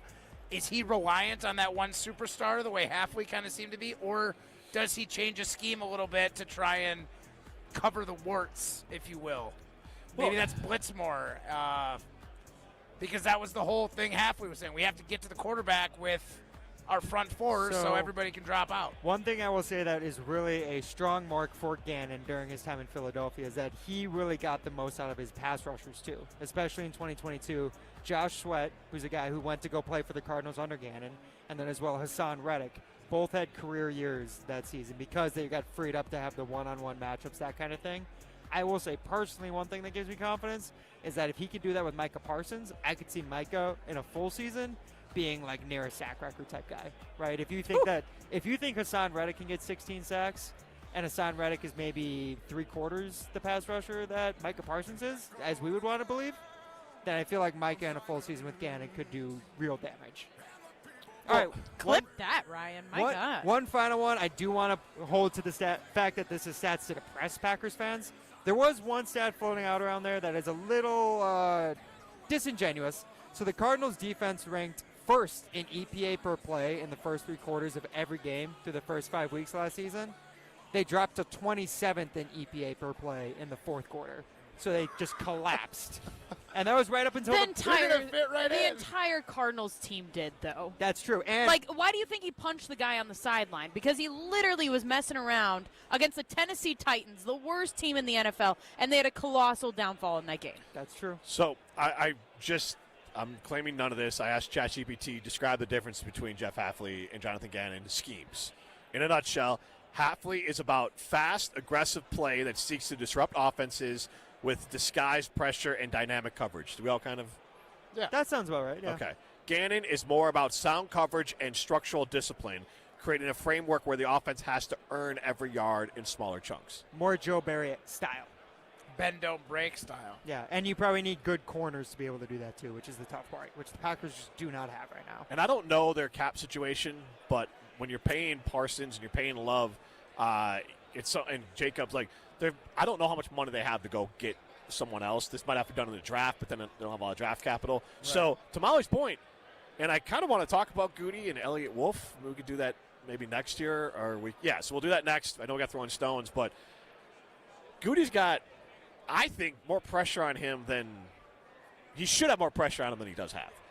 Because I don't think the roster is deep or good enough when you're actually building, the right pieces. Yeah. He's got one type. And you might have to mix it up a little bit. So one thing before we get out of here is I did say that stat about the Cardinals defense from the first 3 quarters to the final 4th quarter was a little disingenuous. It's because there was another stat that I saw about that. The Cardinals defense actually finished the season 5th worst in points allowed through the first 3 quarters. They finished the season 2nd worst in points allowed in the 4th quarter. So they were actually just bad in all 4 quarters. Through the first 5 weeks, they were good through the first 3, and then they collapsed down the stretch. They were such a weird team. They were a team that could have started the season off as 6-0. Yeah. Because they were literally losing by field goals at the end of games. Yeah. I'm hoping that they're a little bit better of just overall structure, actual structure in Green Bay will do wonders for Jonathan Gannon, where he just doesn't have to worry about all the mess that's going on in Arizona all the time. But then also, you said that puts pressure on Goody, puts even more pressure on LaFleur to be the CEO head coach, which has been probably his biggest weakness so far. It is. We are out here in Middleton. Ruth's Chris Steakhouse is not that far away. You can go check out the Sizzle, Swizzle, and Swirl happy hour over at Ruth's Chris Steakhouse in Middleton. Matt missed the show when we were out there last week, actually, but the ambiance there is fantastic. Lee was great, so go see the good folks over at Ruth's Chris Steakhouse in Middleton. This is Jim, Matt, and Molly, presented by Coors Light.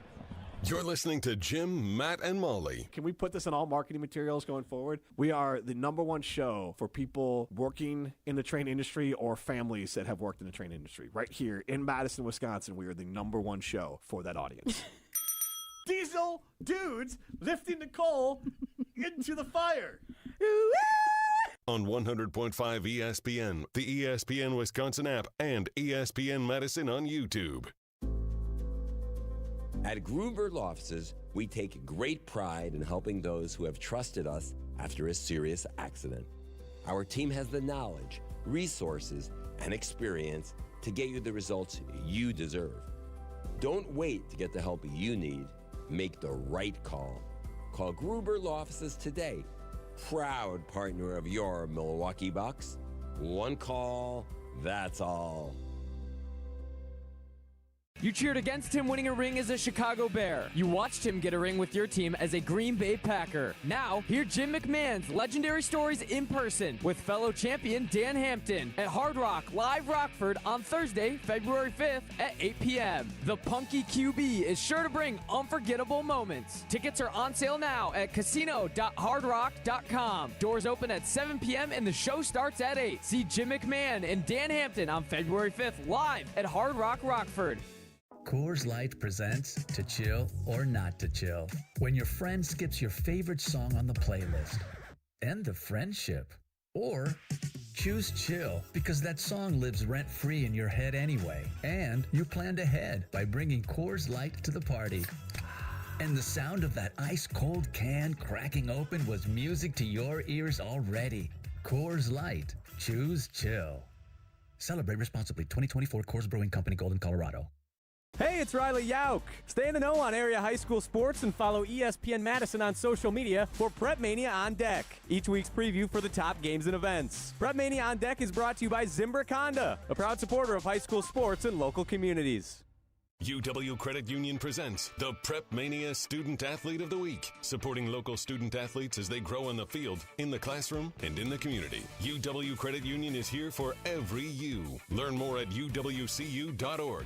Here's Dennis Semra with the UW Credit Union Student Athlete of the Week. Our ESPN Madison UW Credit Union Student Athlete of the Week, Braden Hermsdorf from Oregon High School. You're a Panther. Sure am. What does it mean to be a Panther? Means everything. Means representing your school, always being a leader. That's what we focus here. Pride. Focus on Panther pride and wearing it loud and proud like I am right now. Now, you've had some issues.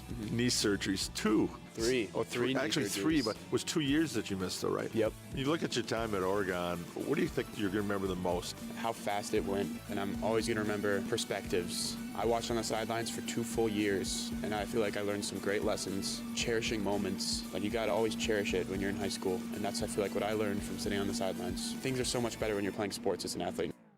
4-time Grammy-nominated Joe Bonamassa, hailed as one of the world's greatest guitar players.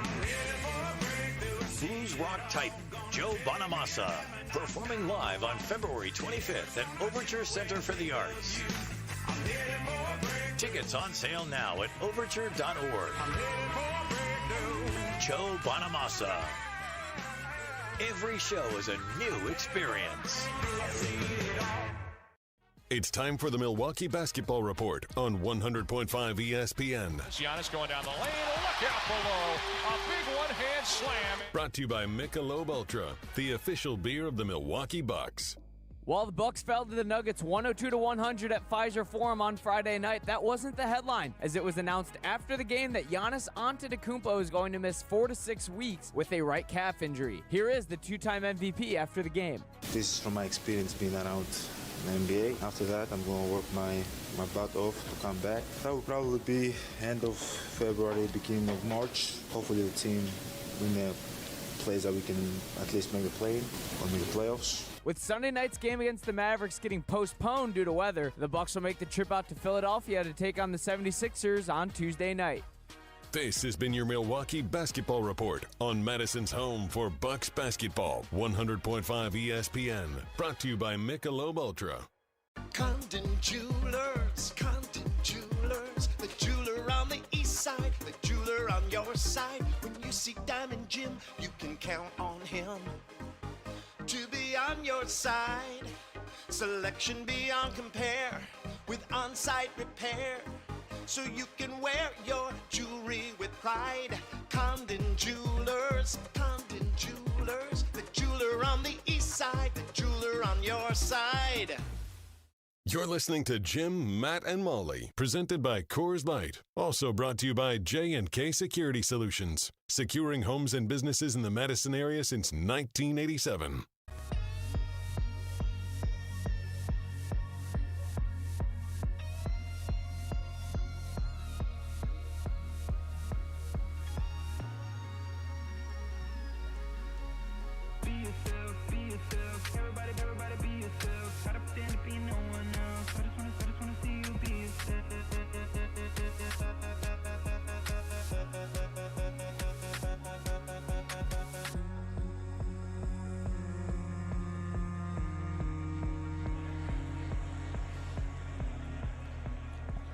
Jim, Matt, and Molly continues live from the Marriott here in Middleton. We're here with the Dugout Club. And what's this song? Yeah, what is this song? I've never heard this one, guys. I didn't know this was in our royalty-free Yeah, that would playlist. be my younger brother.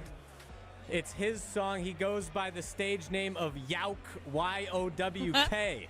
So Nice. I figured since we have to do royalty-free music, might as well give my younger brother's burgeoning music career a little bit of pub. Yeah, All right, that's awesome. Riley, what's your stage name? My stage name is Riley Yowk. Oh, come on. What's your pole dancing name then? Oh, my God. I mean, in high school, my nickname was Irish.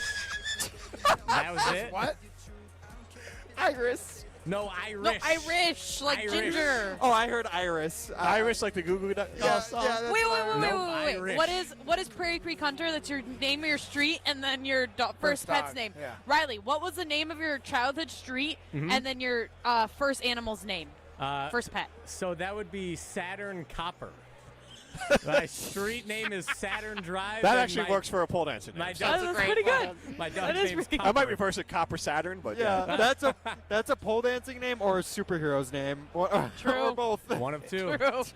Hey, they can be both. They can be a superhero to some. With What's a lot yours, of core strength. Wait, can we go through this really quick? What's yours, Jim? It would be Lizbeth Shack. Gross. Mine would be Mayfair Sassy, but I think we should switch around and be Sassy Mayfair. That would work for Mine's a superhero? Yeah. In that case, mine's Hunter Prairie then. No. Yours stays the same. Prairie Creek Hunter. Yeah, too good. What's yours? Sponum Pudge. That sounds like a disorder. Yeah. I got Sponum Pudge. My current one would be Lincoln Mini, but again, you got to flip it. Mini Lincoln. Mary Hill Dolly? That would be fine. Mary Hill Dolly. Yeah. That sounds like a country singer. It That actually does. doesn't It's the sound Dolly. bad. Anywho. Like an No, I needed GPT generated country singer. Yeah, it does, yes. So if we did my previous one, it's more fun. It would be Thompson Flash, because my dog was Flash. Now that's Okay. a superhero. Oh, I thought it was your first street and first pet. I know, but we were moving Pole around. dancer name is what I was thinking, gotcha. Ryan, actually. So, anyways, Brian Gutekunst. Are we going to throw some? Do we Oh, wanna we're throw, throwing stones. Do you I want to throw apologize. stones here? Yeah? Sure, Let's sure. throw some stones. I mean, it was a smooth segue from Ollie, but Some takes are cooler than Goody others. Wolf. What do you think, Brian Gutekunst? That was Pole it. dancer Some name. opinions are He grew just up on cooler Goody Street, than and the his rest. his first pet's name was Kunst. And if you keep it chill, then it's a cold take. Chill out. I'm chill. Lombardi Curly. I'm always the coldest.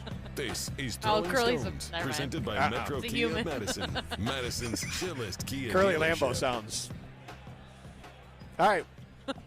Do we have a stone we're throwing? Well, Jim, I thought you wanted to talk about Elliot Wolf and John Schneider here. That's the stone we're throwing here. Okay, Yes, I why didn't not? know. All right. Our I shirt thought it would pack- be a Giannis faking an injury. So many stones we could throw. Whoa. All right, let's do that. Let's do yeah, that Molly, you did not tell us that was a stone you Okay, wanted. okay. All right, Kind of She just threw it. came to me. She threw it, hit him right in the calf. Raise your hand, and hopefully you are all watching on the ESPN Madison YouTube stream. Raise If you're your driving, keep your hands on the wheel. No, you can drive with one hand. Raise your hand if you think Giannis Antetokounmpo is faking an injury. Huh? Really? 3 for 4. You're just scared. Hi. He's raising his we hand got one too. too. 4 for 5. So why would it behoove him to fake an injury? I would say exaggerate is probably the word I would use. He wants to get traded. But wouldn't He says he's Fake- out for 4 to wouldn't 6 faking- weeks. We don't hear anything from. We hear one little thing from Doc today. wouldn't faking an injury only hurt his trade value though? No, because then he can sit out and rest. I don't know. At this point, it's not him trying to force the team to trade him. I mean, he hasn't requested. If he requests a trade, the Bucks will trade him. So here's the thing. What about the Bucks being in on this too? 4 to 6 weeks, but this could stretch longer. It is now in When's the trade deadline? It's further out. It's like it's less than 2 February weeks. 5th, yeah. But like, let's say it's 6 weeks from. So now we're talking. He's into March. Well, then okay, the Bucks are out of the playoffs. Not worth playing Giannis, and so it's kind of a tank. Giannis doesn't have to play for this team. The Bucks, honestly, with how bad New Orleans is, it doesn't matter if they get their pick or New Orleans pick. They're going to have a high lottery pick this year. Okay. So it actually is better for them to do bad as well because New Orleans is doing bad. So no matter what, they'll have a high pick. So maybe the Bucks are kind of like, let's just co-tank. and call it a calf Bucks injury. Don't even have control of their pick. But right? they have New Orleans pick. And New Orleans is also, I think New Orleans is in line to have the first. Like they're going to have the worst record. The Bucks have like the third worst record. They get one of the picks. Right. The worst of yeah. the two, right? Well, no, Atlantic. Well, the worst as far as a higher. This is pick. how confusing NBA trades are. Trying to sort. Well, it's more of the way he phrased it. No, So yeah, the higher. I remember the Bucks don't have control of their own first-round pick until 2031 or something. The higher of the pick. Right. So yeah, and then because then Atlanta can pick. Do they want the Bucks pick or do they want the Pelicans pick? You know, everybody should just do the draft like the NFL. That's Yes, another I agree, stone. I We agree, can throw that stone right now. So, too. Jim, do you think the Bucks are tanking to try and improve the team with Giannis for next season, or tanking? No, the team tanking. They're going to trade Giannis More because trade that's the other assets. part of it. You probably can maximize your investment if you trade Giannis, or your return if you trade Giannis during the offseason. And if you look at it, if the Bucks can get whenever they can get it, but the teams that have been able to get like $1.25 on the dollar for a superstar, which has happened in the NBA. And so you get, like, think of, like, the Anthony Davis. Like, think of some of these trades when Anthony Davis was traded to the Lakers. The Pelicans got a ton. Now, they blew some of those picks, but they had a lot of really good assets. Think of some of these big trades that have gone where, look at, like, Brooklyn and Kevin Durant. Like, the team ends up with a lot of assets, and a lot of times comes out better when you can trade 120 cents on the dollar. And I think the Bucks can do, whenever the Bucks can do that, whether it's during this year or in the offseason, if they can trade that and get a big haul for Giannis, and then it's obviously what they do with that haul. Yeah. But then they have their own pick because they tanked, so they'll have a high pick there plus a bunch of stuff coming in. Trade Giannis, you can try to rebuild something on the fly. But there's actually no value for the Bucks to be good this year anymore. Yeah, there's no point in Giannis literally being on the court. It might be a 1-week injury, like he might actually have a calf strain. That's why I said exaggerated, yeah. Like, if he goes out and has because we all know calf strains, what's the next injury to happen? Achilles, yeah. Achilles, like, his value plummets. Yes. If that happens. So, like, you gotta really take care of your biggest asset. Put him on blocks. Put him up and put him on blocks for the year. Because, you're right. It's going to help you in the long run to keep put him him on out. blocks, man. No, I thought about it first. You mean like a car where you Yeah, take the yeah, tires off? Yes. Yeah. Okay. I think we just put him in the back got row it. of like the I got bench. it. Yeah, That's what I thought. It's a smart move for everybody. No team needs to see Giannis continue to play to know what he's capable of. They've seen him for the last decade plus dominate the league, consistently be a top 5 guy in the NBA. Yeah. Put him on ice. Is that better for you? Put him on ice and either try to trade him at the deadline or just basically find a reason not to play him the rest of the year. Yeah. That's what I want. And then you trade him in the offseason, get your draft pick, it is what it is. And then get as many other picks as you can for him in the future. Yeah. Spitting facts. Do you feel like the Bucks will be set up to win in the next 3 years from now if they were to trade Giannis this offseason? No. No, not in the next 3 years, but 3 years from now. You're saying win the NBA Finals? No, I'm not saying win. I'm saying just Well, win. you said, are they set up to win? Where does your mind go? We'll be a The NBA playoff Finals. team again, essentially. Oh, yeah, you could be a playoff team. Yeah. But here's the thing. But, okay, be a legitimate playoff team, not just a play-in team, I would say. No, but I mean, like, there's a difference between, When was the last time that the Bucks were a legitimate playoff team? Before Giannis? No, I'm saying with Giannis in the last couple of years. I mean, no, not last year. if Dame hadn't gotten hurt last year. No. Not the year before. Year before they were 3 years ago? Year before they were legitimate. They won the year they won a title. That was the year. Oh, the year after they went to 7 games with the Celtics, and if Chris Middleton hadn't torn his MCL in the series before, I'd say they'd that was win probably the last time. Okay. Because otherwise, Giannis and All right, Dame so both were hurt the 2022 entire then. time. So 2022? A long time ago. I don't. Okay. Well, I don't think we'll see another Bucks contender playoff run until the mid-2030s. I would agree. I don't think Mid-2030s? Yeah. God, how old am I going to be by then? What is it right now? You're going to be That's in almost 10 40. years. You're going to be almost 40. Jesus. It'll be your last 30th birthday. Stop talking. Stop talking. Now I'm having a midlife crisis. Thank you. Well, that'll be closer to your midlife than what it is right now. Jiminy Also, Christmas, let's my not heart hope is not that. pounding. Yeah. Well, then it might be if your heart is pounding, you might want to chill that out a little bit. Yeah. Okay, thank you. Old lady, you get to the 30s, you can't have that. You know what? How about this? You guys are both going to be like 60 by the time that the Bucks are like, winning. 10 years? Oh, you'll be 55. You'll be what? 46? 46. You'll still be 15 on the inside, though. That's true. We'll see. Time will tell. All right. This is Jim Matt Molly, presented by Coors Light.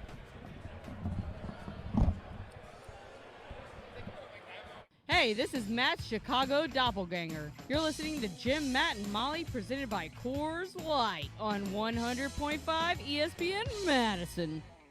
This is Eric Brown, owner of Siding Unlimited, letting you know that Siding Unlimited installs Pella windows and doors. That's right, Siding Unlimited installs windows, and we do it really well, earning the prestigious Pella Platinum Premier National Certified Contractor of the Year award 5 times. New windows, our expert team will deliver on a smooth, hassle-free installation, making you feel proud of calling Siding Unlimited for your window project. Looking for new windows and doors? Visit sidingunlimited.com or stop by our beautiful showroom in Madison. My name is Whitney Allen. I am a widow. My husband, Ryan, died. We never thought in a million years we'd have to use life insurance. The unexpected happened. With Ethos, it is so fast and easy. It's 100% online. You can get a quote in seconds, apply in minutes, and get same-day coverage. No medical exams, and you can get up to $3 million worth of coverage through Ethos. Get your free quote at ethos.com/game. That's ETHOS.com/game. Time spent on application may vary. Online health questions required. Career changers, including veterans and active duty service members. Your transition starts here. Go from GI to IT in a matter of months. Become a certified cyber warrior with training at My Computer Career. Cybersecurity specialists are in high demand, offering IT pros great opportunities and a rewarding lifestyle while protecting our people, liberty, and treasured institutions from cyber threats. Deploy your career in IT today at mycomputercareer.edu/CWP, an elite CompTIA certification partner. VA education benefits are available to those who qualify. Chevy trucks have you covered when the road takes you from smooth sailing to Chevy Colorado will eat up some of the toughest terrains with 5 available drive modes. And Silverado and Silverado HD have the muscle to take you out for some serious. With multiple engine options and impressive towing, well, Silverado EV is the perfect combo of performance and capability. Nice. Making it a snap to hitch up this electric truck and hit the road. Wherever the road leads, Chevy trucks are right there with you. See your Badgerland Chevy dealer today. At Carbon World Health, feeling your best isn't a luxury, it's a lifestyle. From advanced aesthetics and rejuvenating med spa treatments to personalized wellness care, everything there is designed around you. Whether you're refreshing your look, boosting your confidence, or investing in total body wellness, Carbon World Health combines medical expertise with a spa-like experience you'll love. Discover the med spa Sun Prairie is talking about. Book your consultation today at Carbon World Health, where wellness meets results. In the next 30 seconds, I'm going to tell you how to save money and save the planet. It's simple. Ditch your energy bill and make the switch over to Everlight Solar. While electricity prices keep rising, Everlight Solar will give you the chance to take ownership of your power while also reducing your carbon footprint. As a local company based out of Madison, they'll be there with you every step of the way as you make the switch to solar. To learn more about how you can save money and save the planet, go to everlightsolar.com. Get the beat of the Bucks straight from a fan favorite and Bucks legend. Welcome to the fantastic voyage. Marcus Johnson, the captain of this vessel. Tap into Here District with Marcus Johnson, a Bucks Plus audio production. My first mate, Chris Johnson, the only father and son tandem. Your weekly pulse on the Milwaukee Bucks and conversations with the biggest names in basketball. This week on the pod, Marcus and Chris talk to Bucks legend Terry Cummings. Find Here District now on Bucks.com/plus, the Bucks app, or wherever you get your podcast. Evan Canty and Michelle are unsportsmanlike. The Buffalo Bills have fired head coach Sean McDermott. Sean McDermott did an awesome job in Buffalo, but not good enough. And we have been saying this all year. Sean McDermott should be the coach of an NFL team next year. It should just not be the Buffalo Bills. They have to get someone to win now. Unsportsmanlike. Weekday mornings from 5 to 9 on 100.5 ESPN and the ESPN Wisconsin app. This is Martin Sensaker from Norway. You're listening to Jim, Matt, and Holly on 100.5 ESPN Madison.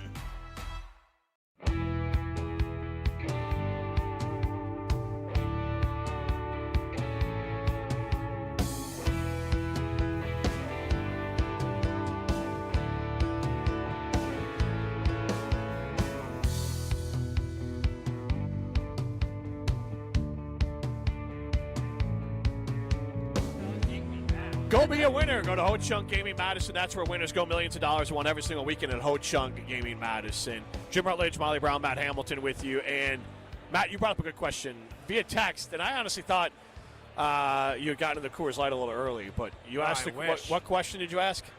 How did Shedeur Sanders get named to the Pro Bowl? And correct me if I'm wrong, there is no actual game anymore, right? No, it's the Pro Bowl games. They do like dodgeball. Okay. It's so bad. It was like kind of entertaining like 5 years ago. Now it's just like, what are we doing here? It's so boring. Agreed. And Riley or Ryan, can you tell us why Shedeur? I can tell you that the reason Shedeur got in is I believe the 5th alternate is because Drake May making the Super Bowl, he's opting out of the Pro Bowl games. So therefore, Shedeur Sanders makes the Pro Bowl as, I don't know.